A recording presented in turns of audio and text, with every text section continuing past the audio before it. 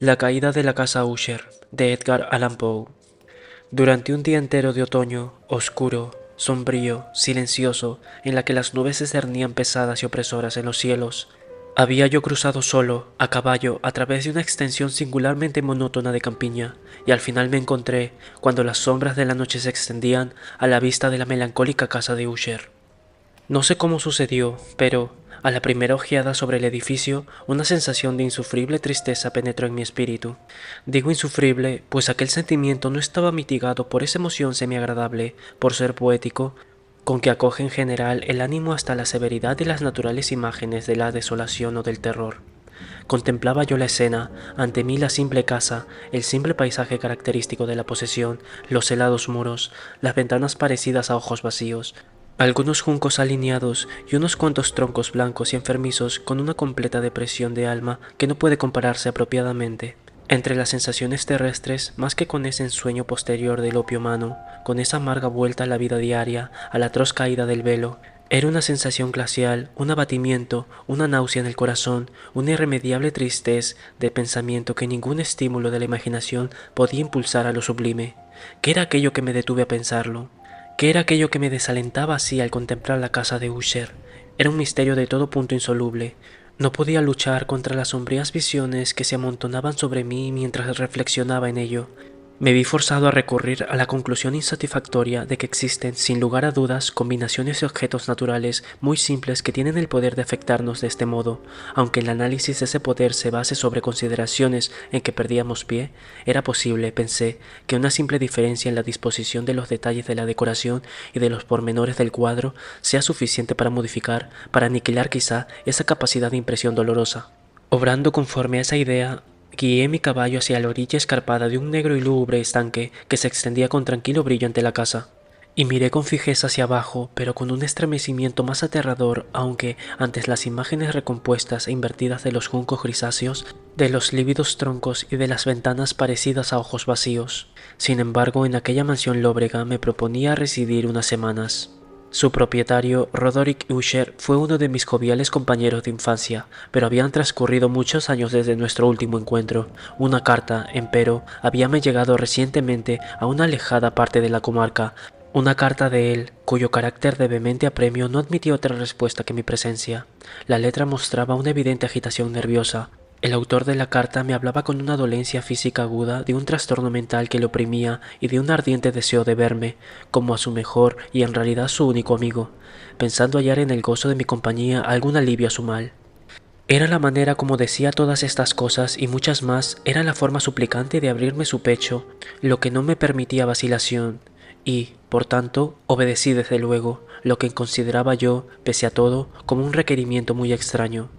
Aunque de niños hubiéramos sido camaradas íntimos, bien mirado, sabía yo muy poco de mi amigo, su reserva fue siempre excesiva y habitual. Sabía, no obstante, que pertenecía a una familia muy antañosa que se había distinguido desde tiempo inmemorial por una peculiar sensibilidad de temperamento, desplegada a través de los siglos en muchas obras de arte elevado, y que se manifestaba desde antiguo en actos repetidos de una generosa aunque recatada caridad, y como por una apasionada devoción a las dificultades, quizá más bien que a las bellezas ortodoxas que sin esfuerzo reconocible de la ciencia musical. Tuve también noticia del hecho muy notable de que del tronco de la estirpe de los Usher, por gloriosamente antiguo que fuese, no había brotado nunca, en ninguna época, rama duradera. En otras palabras, que la familia entera se había perpetuado siempre en línea directa, salvo muy insignificantes y pasajeras excepciones.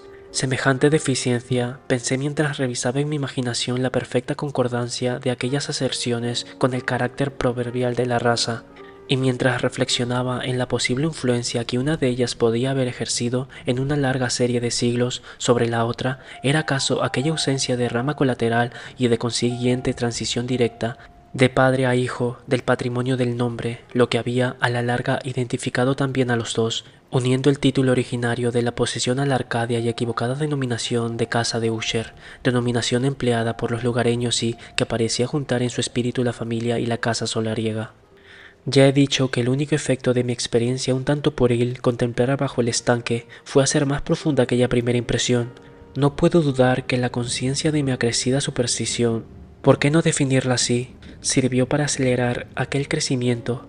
Tal es, lo sabía desde larga fecha, la paradójica ley de todos los sentimientos basados en el terror, y aquella fue tal vez la única razón que hizo, cuando mis ojos desde la imagen del estanque se alzaron hacia la casa misma, que brotase en mi mente una extraña visión, una visión tan ridícula, en verdad, que si hago mención de ella es para demostrar la viva fuerza de las sensaciones que me oprimían.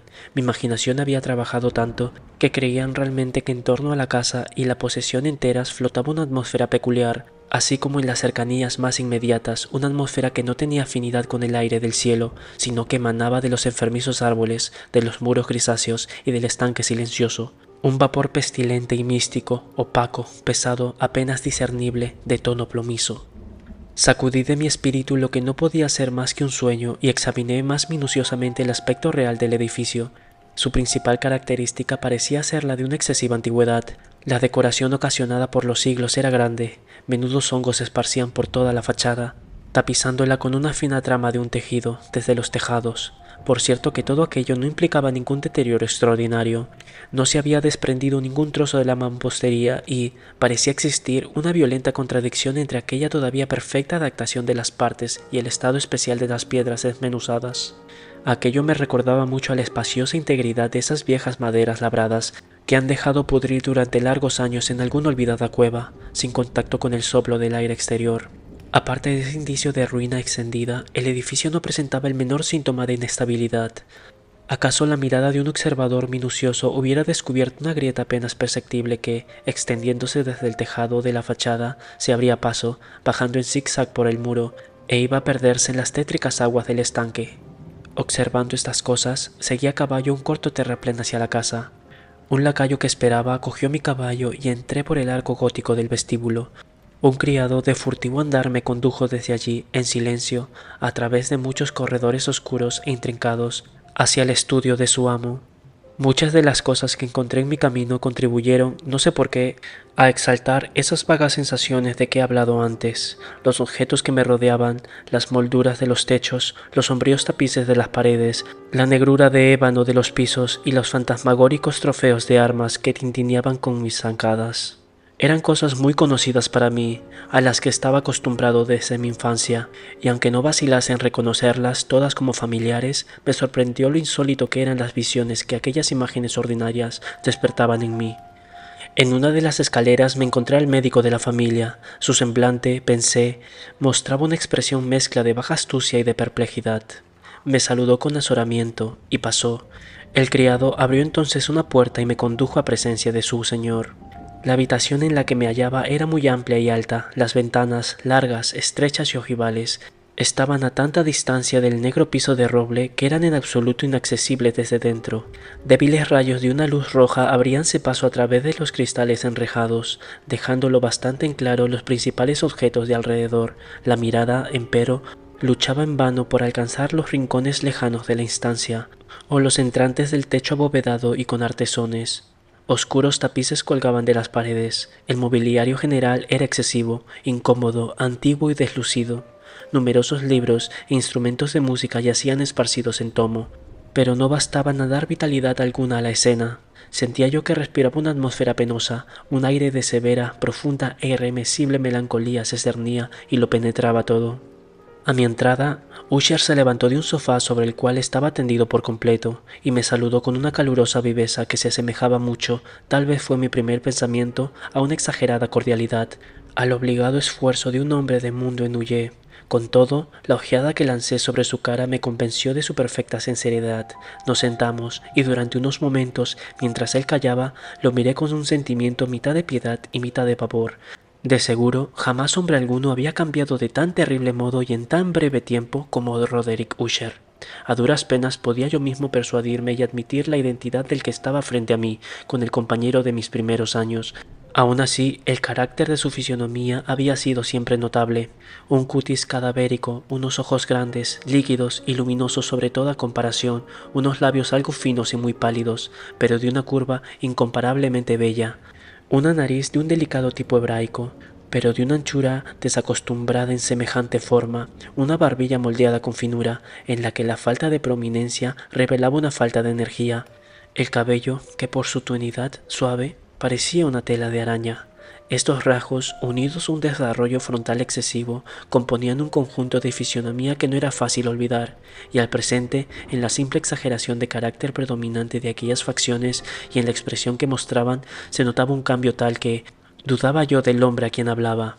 La espectral palidez de su piel y el brillo ahora milagroso de sus ojos me sobrecogían sobre toda ponderación, y hasta me aterraban. Además, había él dejado crecer su sedoso cabello sin preocuparse, y como aquel tejido aragnoso flotaba más que caía en torno a la cara, no podía yo, ni haciendo un esfuerzo, relacionar aquella expresión arabesca con idea alguna de simple humanidad. Me chocó lo primero cierta incoherencia, una contradicción en las maneras de mi amigo, y pronto descubrí que aquello procedía de una serie de pequeños y fútiles esfuerzos por vencer el azoramiento habitual, una excesiva agitación nerviosa. Estaba yo preparado para algo de ese género, no solo por su carta, sino por los recuerdos de ciertos rasgos de su infancia, y por las conclusiones deducidas de su peculiar conformación física y de su temperamento. Sus actos eran tan pronto vivos como insolentes, su voz variaba rápidamente de una indecisión trémula, cuando su ardor parecía caer en una completa inacción, a esa especie de concisión enérgica, a esa enunciación abrupta, pesada, lenta, a una enunciación hueca, a ese habla gutural, plumbia, muy bien modulada y equilibrada, que puede observarse en el borracho perdido o en el incorregible comedor de opio durante los periodos de su más intensa excitación. Así pues, habló del objeto de mi visita, de su ardiente deseo de verme y de la alegría que esperaba de mí. Se extendió bastante rato sobre lo que pensaba acerca del carácter de su dolencia. Era, dijo, un mal constitucional, de familia, pero el cual desesperaba de encontrar un remedio. Una simple afección nerviosa, añadió acto seguido, que, sin duda, desaparecía pronto, se manifestaba en una multitud de sensaciones extranaturales, algunas, mientras me las detallaba, me interesaron y confundieron, aunque quizá los términos y gestos de su relato influyeron bastante en ello. Sufría el mucho de una agudeza morbosa de los sentidos, solo toleraba los alimentos más insípidos. Podía usar no más que prendas de cierto tejido, los aromas de todas las flores le sofocaban, una luz, incluso débil, atormentaba sus ojos, y exclusivamente algunos sonidos peculiares, los de los instrumentos de cuerda, no le inspiraban horror. Vi que era esclavo forzado de una serie de terror anómalo. Moriré, dijo. Debo morir de esta lamentable locura. Así y no de otra manera. Debo morir. Temo los acontecimientos futuros, no en sí mismos, sino en sus consecuencias. Tiemblo al pensamiento de cualquier cosa, del más trivial incidente, que pueden actuar sobre esta intolerable agitación de mi alma. Siento verdadera aversión al peligro, excepto en su efecto absoluto, el terror. En tal estado de excitación, en tal estado lamentable, presiento que antes o después llegará un momento en el que han de abandonarme a la vez la vida y la razón en alguna lucha con el horrendo fantasma, con el miedo. Supe también a intervalos, por insinuaciones interrumpidas y ambiguas, otras particularidades de su estado mental. Estaba él encadenado por ciertas impresiones supersticiosas relativas a la mansión donde habitaba, de la que no se había atrevido a salir desde hacía muchos años, relativas a una influencia cuya supuesta fuerza expresaba en términos demasiado sombríos para ser repetidos aquí, una influencia que algunas particularidades en la simple forma y materia de su casa solariega habían, a costa de un largo sufrimiento, decía él, logrado sobre su espíritu un efecto que lo físico de los muros y de las torres grises y del oscuro estanque en que todo se reflejaba habían al final creado sobre lo moral de su existencia. Admitía él, no obstante, aunque con vacilación, que la gran parte de su especial tristeza que le afligía podría atribuirse a un origen más natural y mucho más palpable, a la cruel y antigua dolencia, a la muerte sin duda cercana de una hermana tiernamente amada, su sola compañera durante largos años, su última y única parienta en la tierra. Su fallecimiento, dijo él con una amargura que no podré nunca olvidar, me dejará, a mí, el desesperanzado, el débil, como el último de la antigua raza de los Usher. Mientras hablaba, Lady Madeline, así se llamaba, pasó por la parte más distante de la habitación y sin fijarse en mi presencia, desapareció. La miré con un enorme asombro y no desprovisto de terror y, sin embargo, me pareció imposible darme cuenta de tales sentimientos. Una sensación de estupor me oprimía conforme mis ojos seguían sus pasos que se alejaban. Cuando al final se cerró la puerta tras ella, mi mirada buscó instintiva y ansiosamente la cara de su hermano, pero él había hundido el rostro en sus manos, y solo pude observar que una palidez mayor que la habitual se había extendido sobre los descarnosos dedos, a través de las cuales goteaban abundantes lágrimas apasionadas. La enfermedad de Lady Madeline había desconcertado largo tiempo la ciencia de sus médicos, una apatía constante, un agotamiento gradual de su persona, y frecuentes, aunque pasajeros ataques de carácter cataléptico parcial eran el singular diagnóstico. Hasta entonces había ella soportado con firmeza la carga de su enfermedad, sin resignarse, por fin, a guardar cama. Pero al caer la tarde de mi llegada a la casa, sucumbió, como su hermano me dijo por la noche con una inexpresable agitación, al poder postrador del mal, y supe que la mirada que yo le había dirigido sería, probablemente, la última, que no vería ya nunca más a aquella dama, viva al menos. En varios días consecutivos no fue mencionado su nombre ni por Usher ni por mí, y durante ese periodo hice esfuerzos ardorosos para aliviar la melancolía de mi amigo. Pintamos y leímos juntos, o si no, escuchaba yo, como un sueño, sus fogosas improvisaciones con su elocuente guitarra, y así, a medida que la intimidad cada vez más estrecha me admitía con mayor franqueza en las reconditeces de su alma, percibía yo más amargamente la inutilidad de todo esfuerzo para alegrar un espíritu cuya negrura, como una cualidad positiva que le fuese inherente, derramada sobre todos los objetos del universo moral y físico, una irradiación incesante de tristeza. Conservaré siempre el recuerdo de muchas horas solemnes que pasé solo con el dueño de la casa de Usher. A pesar de todo, intentaría en balde expresar el carácter exacto de los estudios o de las ocupaciones en que me complicaba o cuyo camino me mostraba. Una idealidad ardiente, elevada, enfermiza, arrojaba su luz sulfúrea por doquiera. Sus largas impresiones fúnebres resonaban siempre en mis oídos. Entre otras cosas, recuerdo dolorosamente cierta singular perversión, amplificada, del aria impetuosa del último vals de Weber.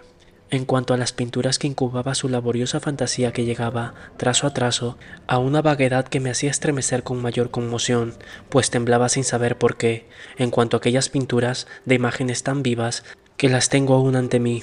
En vano intentarlas, yo extraer de ellas la más pequeña parte que pudiese estar contenida en el ámbito de las simples palabras escritas. Por la completa sencillez, por la desnudez de sus dibujos, inmovilizada y sobrecogía la atención. Si alguna vez un mortal pintó una idea, ese mortal fue Roderick Usher. Para mí, al menos en las circunstancias que me rodeaban, de las puras abstracciones que el hipocondríaco se ingeniaba en lanzar sobre su lienzo, se alcanzaba un terror intenso, intolerable, cuya sombra no ha sentido nunca en la contemplación de los sueños, sin duda refulgentes, aunque demasiado concretos, de Fuseli. Una de las concepciones fantasmagóricas de mi amigo, en que el espíritu de abstracción no participaba con tanta rigidez, puede ser esbozada, aunque apenas, con palabras. Era un cuadrito que representaba el interior de una cueva o túnel intensamente largo y rectangular, de muros bajos, lisos, blancos y sin interrupción ni adorno. Ciertos detalles accesorios del dibujo servían para hacer comprender la idea de que aquella excavación estaba en una profundidad excesiva bajo la superficie de la tierra. No se veía ninguna salida a lo largo de su vasta extensión, ni se divisaba antorcha u otra fuente artificial de luz y, sin embargo, una oleada de rayos intensos rodaba de parte a parte, bañándolo todo en un lívido e inadecuado esplendor. Acabo de hablar de ese estado morboso del nervio auditivo que hacía toda música intolerable para el paciente, excepto ciertos efectos de los instrumentos de cuerda. Eran, quizá, los límites estrechos en los cuales se había confinado él mismo al tocar la guitarra los que habían dado en gran parte aquel carácter fantástico a sus interpretaciones. Pero en cuanto a la férvida facilidad de sus impromptus, no podía uno darse cuenta si tenían que ser, y lo eran, en las notas lo mismo que en las palabras de sus fogosas fantasías, pues él lo acompañaba a menudo con improvisaciones verbales rimadas. El resultado de ese intenso recogimiento, de esa concentración mental a los que he aludido antes y que se observan solo en los momentos especiales de la más alta excitación artificial. Recuerdo bien las palabras de una de aquellas rapsodias. Me impresionó acaso más fuertemente cuando él me la dio, porque bajo su sentido interior o místico me pareció percibir por primera vez que Usher tenía plena conciencia de su estado, que sentía como su sublime razón se tambaleaba sobre su trono. Aquellos versos, titulados El Palacio Hechizado, eran, poco más o menos, si no al pie de la letra, los siguientes. 1. En el más verde de nuestros valles, habitado por los ángeles buenos, antaño un bello y majestuoso palacio, un radiante palacio, alzaba su frente. En los domingos del rey pensamiento, allí se elevaba. Jamás un serafín desplegó el ala sobre un edificio la mitad de bello. 2. Banderas amarillas, gloriosas, doradas, sobre su remate flotaban y ondeaban. Todo esto, sucedía hace mucho, muchísimo tiempo, y a cada suave brisa que retorzaba en aquellos gratos días. A lo largo de los muros pálidos y empenachados se elevaba un aroma alado. 3. Los que vagaban por ese alegre valle, a través de 2 ventanas iluminadas, veían espíritus moviéndose musicalmente, a los sones de un laúd bien templado, en torno a un trono donde, sentado, porfirogénico, con un Fausto digno de su gloria, aparecía el Señor del reino. 4. Y refulgente de perlas y rubíes era la puerta del bello palacio, por la que salía a oleadas, a oleadas, a oleadas, y centelleaba sin cesar, una turba de ecos cuya grata misión era sólo cantar, con voces de magnífica belleza, el talento y el saber de su rey. 5. Para seres malvados, con ropajes de luto, asaltaron la elevada posición del monarca. ¡Ah, llorones! Pues nunca el alba despuntará sobre él, el desolado, y en torno a su mansión la gloria que rojeaba y florecía. Es sólo una historia oscuramente recordada de las viejas edades sepultadas. 6. Y ahora los viajeros, en ese valle, a través de las ventanas rojizas, ven amplias formas moviéndose fantásticamente en un desacorde melódico, mientras, cual un rápido y horrible ruido, a través de la pálida puerta, una horrenda turba se precipitaba eternamente, riendo, más sin sonreír nunca más. Recuerdo muy bien que las sugestiones suscitadas por esta balada nos sumieron en una serie de pensamientos en la que se manifestó una opinión de Usher que menciono aquí, no tanto en razón de su novedad, pues otros hombres han pensado lo mismo, sino a causa de la tenacidad con que él la mantuvo. Esta opinión, en su forma general, era la de la sensibilidad de todos los seres vegetales. Pero en su trastornada imaginación la idea había asumido un carácter más atrevido aún e invadía, bajo ciertas condiciones, el reino inorgánico. Me faltan palabras para expresar toda la extensión o el serio abandono de su convencimiento. Esta creencia, empero, se relacionaba, como ya antes he sugerido, con las piedras grises de la mansión de sus antepasados. Aquí las condiciones de la sensibilidad estaban cumplidas, según él imaginaba, por el método de colocación de aquellas piedras, por su disposición, así como por los numerosos hongos que les cubrían y los árboles enfermizos que se alzaban alrededor, pero sobre todo por la inmutabilidad de aquella disposición y por su desolamiento en aquellas aguas del estanque. La prueba de aquella sensibilidad estaba, decía él, y yo le oí hablar, sobresaltado, en la gradual, pero evidente condensación, por encima de las aguas y alrededor de los muros, de una atmósfera que les era propia. El resultado se descubría, añadía él, en aquella influencia muda, aunque importuna y terrible, que desde hacía siglos había moldeado los destinos de su familia, y que le hacía a él, tal como le veía yo ahora, tal como era. Semejantes opiniones no necesitaban comentarios, y no lo haré. Nuestros libros, los libros que desde hacía años formaban una parte no pequeña de la existencia espiritual del enfermo, estaban, como pueden suponerse, de estricto acuerdo con aquel carácter fantasmal.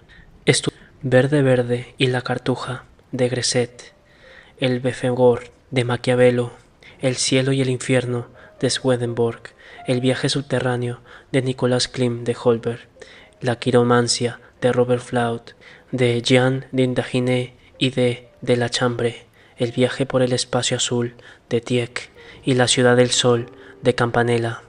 Uno de sus volúmenes favoritos era una pequeña edición in octavo de Directorium Inquisitorum por el dominico Emeric de Girone, y había pasajes en Pomponius Mela acerca de los antiguos sátiros africanos e egipcios, sobre los cuales Usher soñaba durante horas enteras. Su principal delicia, con todo, la encontraba en la lectura atenta de un raro y curioso libro gótico, in quarto, el manual de una iglesia olvidada, Las Vigiliae Mortuorum Secundum Chorus Ecclesiae Mancuntonia.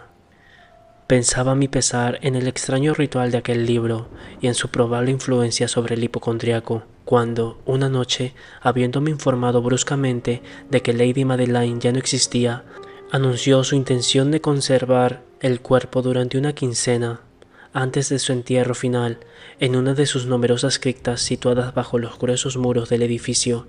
La razón profana que daba sobre aquella singular manera de proceder era de esas que no me sentía yo con libertad para discutir. Como hermano, había adoptado aquella resolución, me dijo él, en consideración al carácter insólito de la enfermedad de la difunta, a cierta curiosidad inoportuna e indiscreta por parte de los hombres de ciencia y la alejada y expuesta situación del panteón familiar. Confieso que, cuando recordé el siniestro semblante del hombre con quien me había encontrado en la escalera el día de mi llegada a la casa, no sentí deseo de oponerme a lo que consideraba todo lo más como una preocupación inocente, pero muy natural. A ruego de Usher, le ayudé personalmente en los preparativos de aquel entierro temporal. Pusimos el cuerpo en el féretro y entre los dos lo transportamos a su lugar de reposo, la cripta en la que lo dejamos y que estaba cerrada hacía tanto tiempo que nuestras antorchas, semiapagadas en aquella atmósfera sofocante, no nos permitían ninguna investigación. Era pequeña, húmeda y no dejaba penetrar la luz. Estaba situada a una gran profundidad, justo debajo de aquella parte de la casa donde se encontraba mi dormitorio. Había sido utilizada, al parecer, en los lejanos tiempos feudales como mazmorra y en días posteriores como depósito de pólvora o de alguna otra materia inflamable, pues una parte del suelo y todo el interior de una larga bóveda que cruzamos para llegar hasta allí estaban cuidadosamente revestidos de cobre. La puerta, de hierro macizo, estaba también protegida de igual modo. Cuando aquel inmenso peso giraba sobre sus goznes producía un ruido singular, agudo y chirriante. Depositábamos nuestro lúgubre fardo sobre unos soportes en aquella región de horror, apartamos un poco la tapa del féretro, que no estaba aún atornillada, y miramos la cara del cadáver. Un parecido chocante entre el hermano y la hermana atrajo enseguida mi atención, y Usher, adivinando tal vez mis pensamientos, murmuró unas palabras, por las cuales supe que la difunta y él eran gemelos, y que habían existido siempre entre ellos unas simpatías de naturaleza casi inexplicable. Nuestras miradas, entretanto, no permanecieron fijas mucho tiempo sobre la muerta, pues no podíamos contemplarla sin espanto. El mal que había llevado a la tumba a Lady Madeline en la plenitud de su juventud había dejado, como suele suceder en las enfermedades de carácter estrictamente cataléptico, la burla de una débil coloración sobre el seno y el rostro, y en los labios esa sonrisa equívoca y morosa que es tan terrible en la muerte. Volvimos a colocar y atornillamos la tapa, y después de haber asegurado la puerta de hierro, emprendimos de nuevo nuestro camino hacia las habitaciones superiores de la casa, que no eran menos tristes. Y entonces, después de un lapso de varios días de amarga pena, tuvo lugar un cambio visible en los síntomas de la enfermedad mental de mi amigo. Sus maneras corrientes desaparecieron, sus ocupaciones ordinarias eran descuidadas u olvidadas, vagaba de estancia en estancia con un paso precipitado, desigual y sin objeto. La palidez de su fisonomía había adquirido, si es posible, un color más lívido, pero la luminosidad de sus ojos había desaparecido por completo. No oía ya aquel tono de voz áspero que tenía antes en ocasiones, y un temblor que se hubiera dicho causado por un terror sumo caracterizaba de ordinario su habla. Me ocurría a veces, en realidad, pensar que su mente, agitada sin tregua, estaba torturada por algún secreto opresor, cuya divulgación no tenía el valor para efectuar. Otras veces me veía yo obligado a pensar, en suma, que se trataba de rarezas inexplicables de la demencia, pues le veía mirando el vacío durante largas horas en una actitud de profunda tensión, como si escuchase un ruido imaginario. No es de extrañar que su estado me aterrase, que incluso sufriese yo su contagio. Sentía deslizarse dentro de mí, en una graduación lenta, pero segura, la violenta influencia de sus fantasías, aunque impresionantes supersticiones. Fue en especial una noche, la séptima o la octava desde la deposición de Lady Madeline en la mazmorra, antes de retirarnos a nuestros lechos, cuando experimenté toda la potencia de tales sensaciones. El sueño no quería acercarse a mi lecho. Mientras pasaban y pasaban las horas, intenté buscar un motivo al nerviosismo que me dominaba. Me esforcé por persuadirme de que lo que sentía era debido, en parte al menos, a la influencia trastornadora del mobiliario opresor de la habitación, a los sombríos tapices desgarrados que, atormentados por las ráfagas de una tormenta que se iniciaba, vacilaban de un lado a otro sobre los muros y crujían penosamente en torno a los adornos del techo. Pero mis esfuerzos fueron inútiles. Un irremediable temblor invadió poco a poco mi ánimo, y a la larga una verdadera pesadilla vino a apoderarse por completo de mi corazón. Respiré con violencia, hice un esfuerzo, logré sacudirla, e incorporándome sobre las almohadas y clavando una ardiente mirada en la densa oscuridad de la habitación, presté oído. No sabría decir por qué me impulsó una fuerza instintiva a ciertos ruidos vagos, apagados e indefinidos que llegaban hasta mí a través de las pausas de la tormenta, dominado por una intensa sensación de horror inexplicable e insufrible. Me vestí deprisa, pues sentía que no iba a serme posible dormir en toda la noche, y procuré, andando a grandes pasos por la habitación, salir del estado lamentable en que estaba sumido. Apenas había dado así unas vueltas cuando un paso ligero por una escalera cercana atrajo mi atención. Reconocí muy pronto que era el paso de Usher. Un instante después llamó suavemente a mi puerta y entró, llevando una lámpara. Su cara era, como de costumbre, de una palidez cadavérico, pero había, además, en sus ojos una especie de hilaridad, y en todo su porte una histeria evidentemente contenida. Su aspecto me aterró, pero todo era preferible a la soledad que había yo soportado tanto tiempo, y acogí su presencia como un alivio. ¿Y usted no ha visto esto?, dijo él bruscamente, después de permanecer algunos momentos en silencio, mirándome. ¿No ha visto usted esto? Pues espere, lo verá. Mientras hablaba así, y habiendo resguardado cuidadosamente su lámpara, se precipitó hacia una de las ventanas y la abrió de par en par a la tormenta. La impetuosa furia de la ráfaga nos levantó casi del suelo. Era, en verdad, una noche tempestuosa, pero espantosamente bella, de una rareza singular en su terror y en su belleza. Un remolino había concentrado su fuerza en nuestra proximidad, pues había cambios frecuentes y violentos en la dirección del viento, y la excesiva densidad de las nubes, tan bajas que pesaban sobre las torrecillas de la casa, no nos impedían apreciar la viva velocidad con la cual acudían unas contra otras desde todos los puntos, en vez de perderse a distancia. Digo que su excesiva densidad no nos impedía percibir aquello, y aun así no divisábamos ni la luna ni las estrellas, ni relámpago alguno proyectaba su resplandor, pero las superficies inferiores de aquellas vastas masas de agitado vapor, lo mismo que todos los objetos terrestres muy cerca alrededor nuestro, reflejaban la claridad sobrenatural de una emanación gaseosa que se cernía sobre la casa y la envolvía en una mortaja luminosa y bien visible. «No debe usted, no contemplará usted esto», dije temblando a Usher, y le llevé con suave violencia desde la ventana a una silla. Esas apariciones que le trastornaban son simples fenómenos eléctricos, nada raros, o puede que tengan su horrible origen en los fétidos miasmas del estanque. Cerremos esta ventana, el aire es helado y peligroso para su organismo. Aquí tiene usted una de sus novelas favoritas, leeré, y usted escuchará, y así pasaremos esta terrible noche, juntos.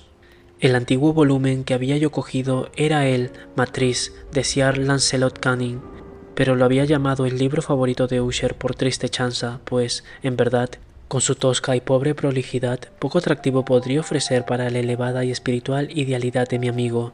Era, sin embargo, el único libro que tenía inmediatamente a mano, y me entregué a la vaga esperanza de que la excitación que agitaba al hipocondriaco podría hallar alivio, pues la historia de los trastornos mentales está llena de anomalías semejantes, hasta en la exageración de las locuras que iba yo a leerle. A juzgar por el gesto de predominante y ardiente interés que yo escuchaba o que aparentaba escuchar las frases de la narración, hubiese podido congratularme del éxito de mi propósito. Había llegado a esa parte tan conocida de la historia en el que Edelredo, el héroe de Trist, había intentado penetrar pacíficamente en la morada del ermitaño. Se decide a entrar por fuerza. Aquí, como se recordará, dice lo siguiente en la narración, y Edelredo, que era por naturaleza de valeroso corazón y que ahora sintiese, además, muy fuerte, gracias a la potencia del vino que había bebido, no esperó más tiempo para hablar con el ermitaño, quien tenía de veras el ánimo propenso a la obstinación y a la malicia, pero, sintiendo la lluvia sobre sus hombros y temiendo el desencadenamiento de la tempestad, levantó su maza y con unos golpes abrió de pronto un camino a través de las tablas de la puerta, a su mano enguantada de hierro, y entonces, tirando con ella vigorosamente hacia sí, hizo crujir, hundiéndose y saltar todo en pedazos, de tal modo que el ruido de la madera seca y sonando hueco repercutió de una parte u otra de la selva. Al final de esa frase me estremecí e hice una pausa, pues me había parecido, aunque pensé enseguida que mi exaltada imaginación me engañaba, que de una parte muy alejada de la mansión llegaba confuso a mis oídos un ruido que se hubiera dicho, a causa de su exacta semejanza de tono, el eco,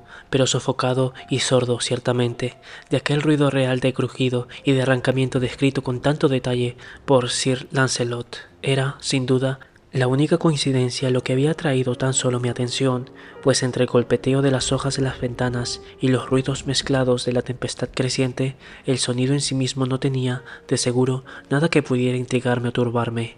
Continué la narración. Pero el buen campeón Edelredo, franqueando entonces la puerta, se sintió dolorosamente furioso y asombrado, al no percibir rastro alguno del malicioso ermitaño, sino, en su lugar, un dragón de una apariencia fenomenal y escamosa, con una lengua de fuego y que estaba de centinela ante un palacio de oro, con el suelo de plata, y sobre el muro parecía colgado un escudo brillante de bronce, con esta leyenda encima: el que entre aquí, vencedor será; el que mate al dragón, el escudo ganará. Y Etelredo levantó su maza y golpeó sobre la cabeza del dragón, que cayó ante él, y exhaló su aliento pestilente con un ruido tan horrendo, áspero y penetrante a la vez, que Etelredo tuvo que taparse los oídos con las manos para resistir del terrible estruendo como no lo había él oído nunca antes. Aquí hice de súbito una nueva pausa, y ahora con una sensación de violento asombro, pues no cabía duda de que había yo oído esta vez. Era imposible decir de qué dirección venía, un ruido débil y como lejano, pero áspero, prolongado, singularmente agudo y chirriante, la contrapartida exacta del grito sobrenatural del dragón, descrito por el novelista, y tal cual mi imaginación se lo había ya figurado. Oprimido como lo estaba, sin duda, por aquella segunda y muy extraordinaria coincidencia, por mil sensaciones contradictorias, entre las cuales predominaban un asombro y un terror extremos, conservé, empero, la suficiente presencia de ánimo para tener cuidado de no excitar con una observación cualquiera la sensibilidad nerviosa de mi compañero. No estaba seguro en absoluto de que él hubiera notado los ruidos en cuestión. Siquiera, a no dudar, una extraña alteración habíase manifestado desde hacía unos minutos en su actitud. De su posición primera enfrente de mí había él hecho girar gradualmente su silla de modo a encontrarse sentado con la cara vuelta hacia la puerta de la habitación. Así, solo pudiera yo ver la parte de sus rasgos, aunque noté que sus labios temblaban como si dejasen escapar un murmullo inaudible. Su cabeza estaba caída sobre su pecho, y no obstante, yo sabía que no estaba dormido, pues el ojo que entreveía de perfil permanecía abierto y fijo. Además, el movimiento de su cuerpo contradecía también aquella idea, pues se balanceaba con suave, pero constante y uniforme oscilación. Noté, desde luego, todo eso, y reanudé el relato de Sir Lancelot, que continuaba así. Y ahora el campeón, habiendo escapado de la terrible furia del dragón, y recordando el escudo de bronce, y que el encantamiento que sobre él pesaba estaba roto, apartó la masa muerta de delante de su camino, y avanzó valientemente por el suelo de plata del castillo, hacia el sitio del muro de donde colgaba el escudo, el cual, en verdad, no esperó a que estuviese él muy cerca, sino que cayó a sus pies sobre el pavimento de plata, con un pesado y terrible ruido. Apenas habían pasado entre mis labios estas últimas sílabas, y como si en realidad hubiera caído en aquel momento un escudo de bronce pesadamente sobre el suelo de plata, oí el eco claro, profundo, metálico, resonante, si bien sordo en apariencia. Excitado a más no poder, salté sobre mis pies, en tanto que Usher no había interrumpido su balanceo acompasado. Sus ojos estaban fijos ante sí, y toda su fisonomía contraída por una pétrea rigidez. Pero cuando puse la mano sobre su hombro, un fuerte estremecimiento recorrió todo su ser, una débil sonrisa tembló sobre sus labios, y vi que hablaba con un murmullo apagado, rápido y balbuceante, como si no se diera cuenta de mi presencia. Inclinándome sobre él, absorbí al fin el horrendo significado de sus palabras. ¿No oye usted? Sí, yo oigo y he oído. Durante mucho tiempo, muchos minutos, muchas horas, muchos días, he oído, pero no me atrevía. Oh, piedad para mí, mísero desdichado que soy. No me atrevía a hablar. Lo hemos metido viva en la tumba. ¿No le he dicho que mis sentidos están agudizados? Le digo ahora que he oído sus primeros débiles movimientos dentro del ataúd. Los he oído hace muchos, muchos días, y sin embargo no me atreví a hablar. Y ahora, esta noche, Etelredo, ja, ja, la puerta del ermitaño rota, el grito de muerte del dragón y el estruendo del escudo, diga usted mejor, el arrancamiento de su féretro, el chirrido de las goznes de hierro de su prisión y su lucha dentro de la bóveda de cobre. Oh, ¿a dónde huir? ¿No estará ella aquí enseguida? ¿No va a aparecer para reprocharme mi precipitación? ¿No he oído su paso en la escalera? ¿No percibo el pesado y horrible latir de su corazón? Insensato. Y en ese momento se alzó furiosamente de puntillas y aulló sus sílabas como si en aquel esfuerzo exhalase su alma. Insensato. Le digo a usted que ella está ahora detrás de la puerta. En el mismo instante, como si la energía sobrehumana de sus palabras hubiese adquirido la potencia de un hechizo, Las grandes y antiguas hojas que él señalaba entreabrieron pausadamente sus pesadas mandíbulas de ébano. Era aquello obra de una furiosa ráfaga, pero en el marco de aquella puerta estaba entonces la alta y amortajada figura de Lady Madeline de Usher. Había sangre sobre su blanco ropaje y toda su demacrada persona mostraba las señales evidentes de una enconada lucha. Durante un momento permaneció trémula y vacilante sobre el umbral, luego, con un grito apagado y quejumbroso, cayó a plomo hacia adelante sobre su hermano, y en su violenta y ahora definitiva agonía le arrastró al suelo, ya cadáver y víctima de sus terrores anticipados. Huí de aquella habitación y de aquella mansión, horrorizado. La tempestad se desencadenaba aún en toda su furia cuando franqueé la vieja calzada. De pronto una luz intensa se proyectó sobre el camino y me volví para ver de dónde podía brotar claridad tan singular, pues solo tenía a mi espalda la vasta mansión y sus sombras. La irradiación provenía de la luna llena, que se ponía entre un rojo de sangre, que ahora brillaba con viveza a través de aquella grieta antes apenas visible, y que, como ya he dicho al principio, se extendía zigzagueando desde el tejado del edificio hasta la base. Mientras la examinaba, aquella grieta se ensanchó con rapidez. Hubo de nuevo una impetuosa ráfaga, un remolino, el disco entero del satélite estalló de repente ante mi vista. Mi cerebro se alteró cuando vi los pedazos muros desplomarse, partidos en dos. Resonó un largo y tumultuoso estruendo, como la voz de 1000 cataratas, y el estanque profundo y fétido, situado a mis pies, se cerró tétrica y silenciosamente sobre los restos de la casa Usher. Fin de La caída de la casa Usher.